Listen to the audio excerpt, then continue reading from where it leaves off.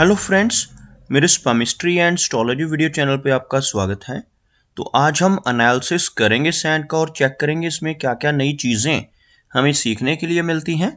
तो as usual शुरू करूँगा फिंगर्स के एनालिसिस से, उसके बाद चेक करेंगे फिंगर्स की सेटिंग को एंड माउंट्स को, और सबसे लास्ट में हम चेक करेंगे लाइन्स को। इस तरह से पूरे हैंड का जो एनालिसिस हम कंप्लीट करेंगे। तो चलिए मैं शुरू करने जा रहा हूँ, साथ साथ ड्रॉ करता जाऊँगा आपके लिए ताकि आपको समझने में कोई दिक्कत ना हो।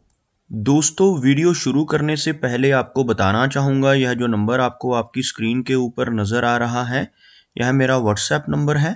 अगर आप भी अपने हाथ की वीडियो बनवाना चाहते हैं या फ़ोन कंसल्टेशन लेना चाहते हैं तो आप हमें व्हाट्सएप के ज़रिए, सिग्नल के ज़रिए या फिर टेलीग्राम के ज़रिए मैसेज सेंड कर सकते हैं। यहाँ पर आप देख सकते हैं इनकी जो हथेली है कुछ इस तरह से एक स्क्वायरिश शेप में नज़र आ रही है, जो इंडिकेट करती है एक हार्डवर्किंग टाइप की नेचर को। और अगर इनकी फिंगर्स को चेक किया जाए तो आप यहाँ पर देख सकते हैं फिंगर्स काफ़ी अच्छी थिकनेस में है, मीडियम लेंथ में इनकी फिंगर्स यहाँ पे नज़र आ रही हैं। लगभग सभी फिंगर्स के ऊपर आपको कुछ बारीक सीधी खड़ी रेखाएं नज़र आएंगी, कुछ इस तरह की रेखाएं जो आपको इनकी फिंगर्स के लोअर फैलेंजेस के ऊपर बिल्कुल स्ट्रेट फॉर्मेशन में नज़र आ रही होंगी। ऐसी रेखाओं का होना काफ़ी अच्छा माना जाता है। इस तरह की रेखाएं होने से नेटिव काफ़ी मिलनसार स्वभाव का रहता है, दूसरों के साथ बहुत अच्छे से तहजीब से पेश आने वाली नेचर ऐसे व्यक्ति की देखी जा सकती है। फिंगर्स के बीच में यहाँ पर आप देख सकते हैं बिल्कुल भी गैप्स मौजूद नहीं है।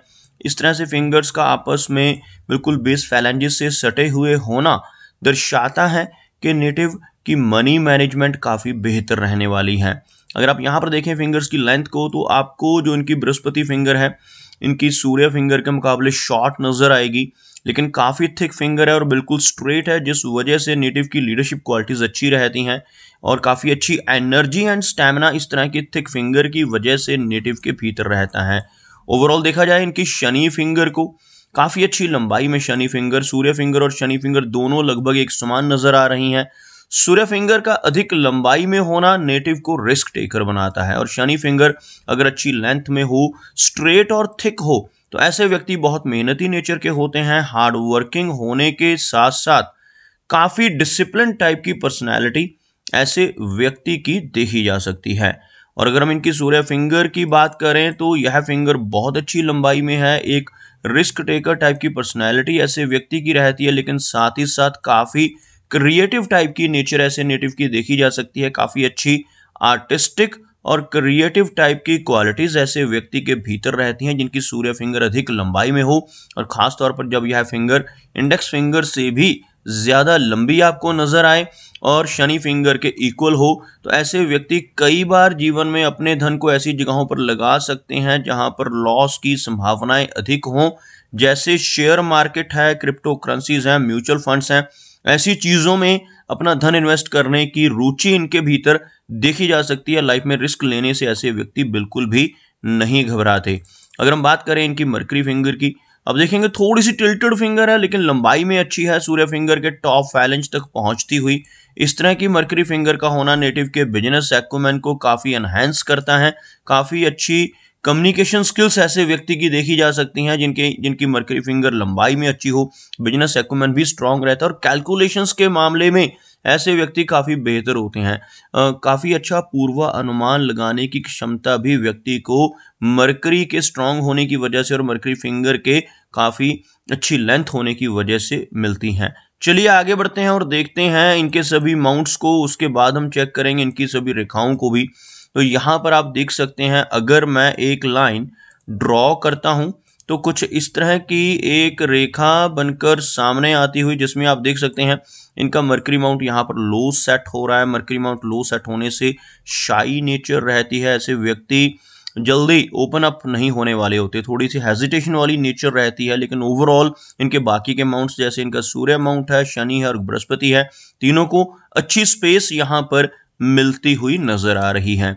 अब देख सकते हैं मरकरी माउंट के ऊपर आपको कुछ इस तरह की खड़ी रेखाएं नजर आएंगी। इस तरह की रेखाओं को मेडिकल स्टिग्माटा का नाम दिया जाता है। ऐसे व्यक्ति किसी न किसी तरह से दूसरों की हेल्प करने वाले होते हैं। कई बार डायरेक्टली या इनडायरेक्टली मेडिकल फील्ड के साथ जुड़कर भी लोगों की मदद कर सकते हैं।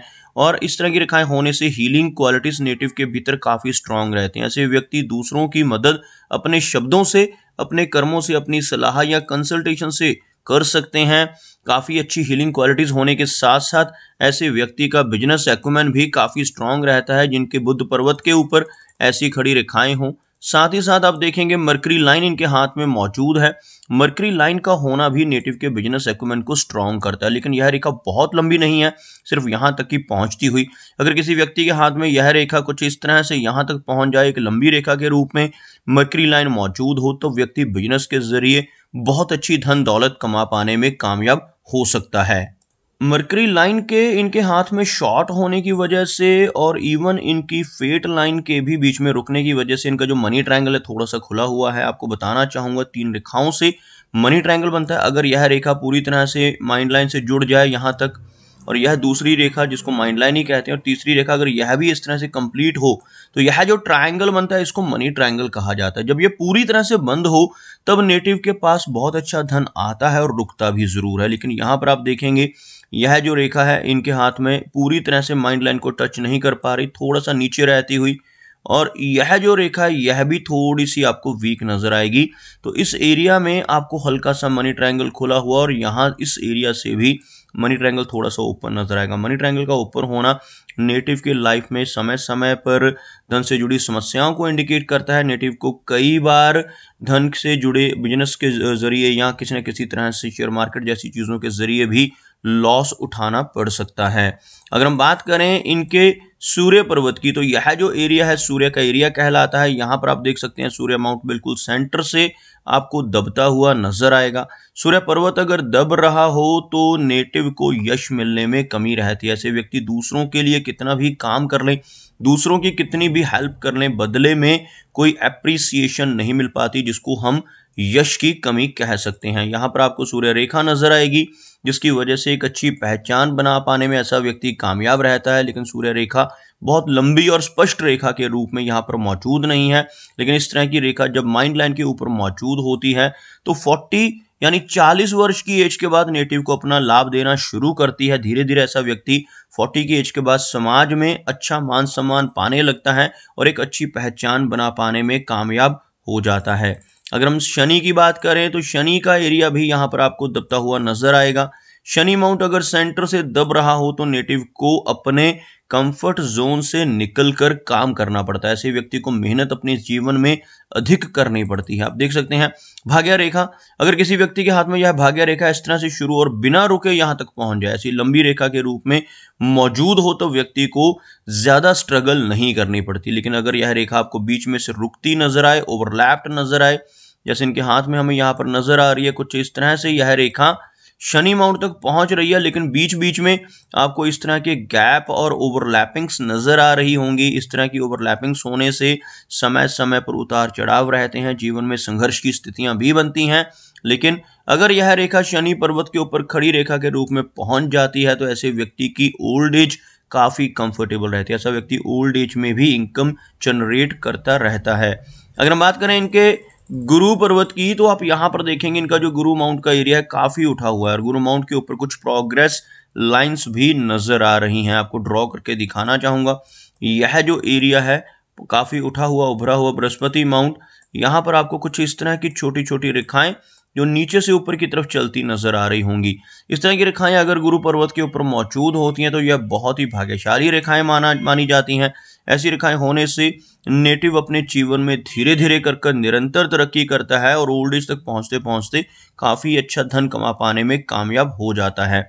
बात करते हैं इनकी मेजर लाइंस की, तो आप यहां पर देख सकते हैं इनकी जो हार्ट लाइन है कुछ इस तरह से काफी कर्व्ड है, ऊपर की तरफ मुड़ती हुई, और साथ ही एक ब्रांच निकलकर यहाँ पर वी सिंबल बनाती हुई भी आपको नजर आएगी।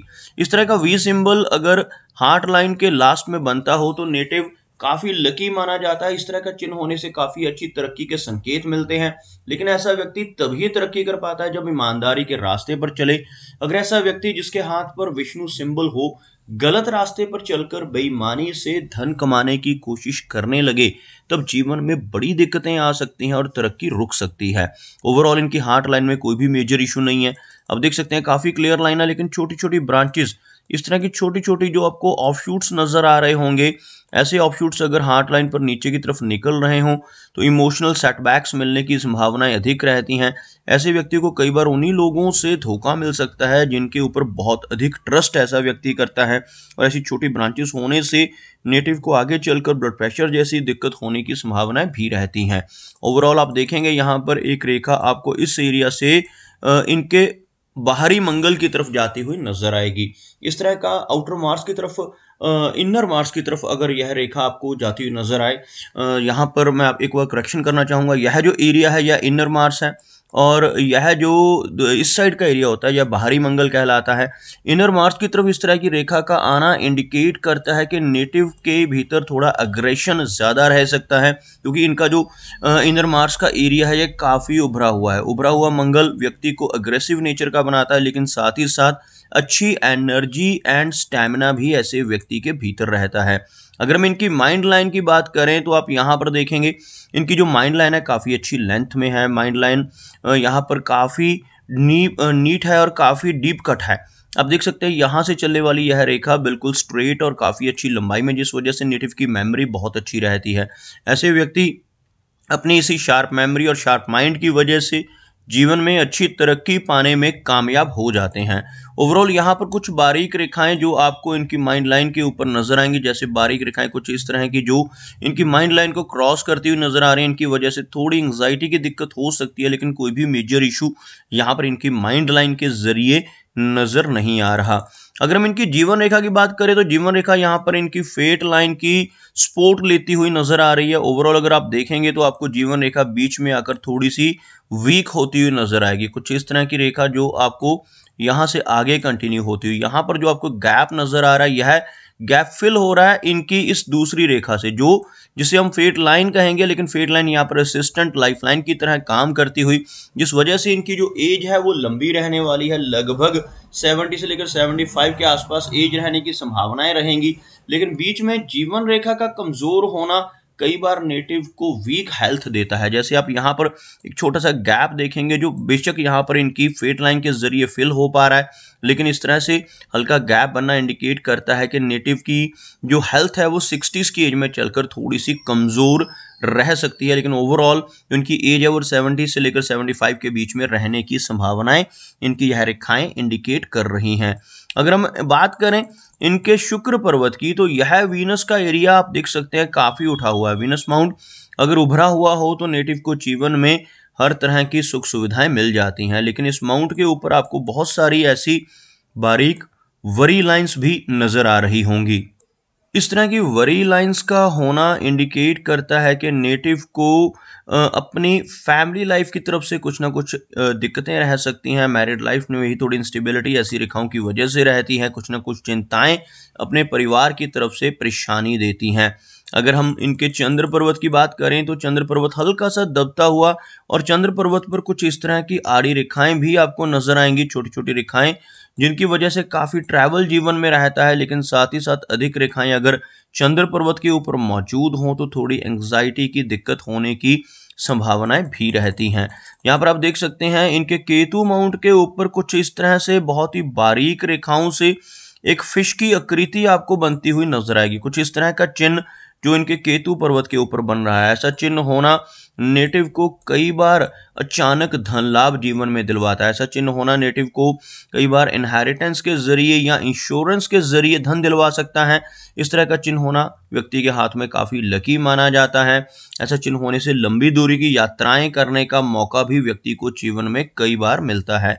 तो दोस्तों ये कुछ एनालिसिस थे इनके हैंड के बारे में, और मेरी कोशिश यही रहती है कि सभी सवालों के जवाब एक ही वीडियो के थ्रू दे पाऊं, लेकिन फिर भी कोई ना कोई चिन्ह या सवाल रह जाता है तो इनसे रिक्वेस्ट है कि अगर इनका कोई क्वेश्चन पेंडिंग है तो मुझे व्हाट्सएप पे मैसेज करें। मेरा वीडियो वॉच करने के लिए आपका बहुत बहुत धन्यवाद।